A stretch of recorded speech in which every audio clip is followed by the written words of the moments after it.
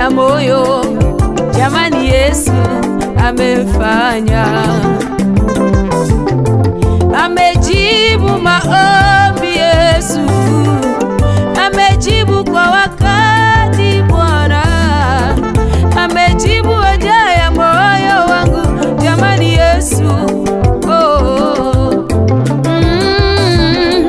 amejibu zaidi ya vile nilivyotarajia, amejibu zaidi ya vile nilivyoomba. Yesu amejibu haja ya moyo.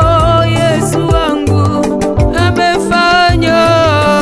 Day 1 tuliomba, day 2 tukaomba, na sasa leo day 30 ametusaidia. Yesu amejibu haja ya mioyo yetu.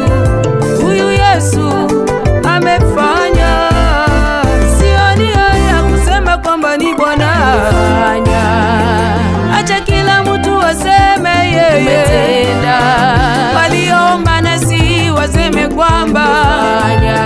Acha mataifa yote wakiri kwamba umetenda.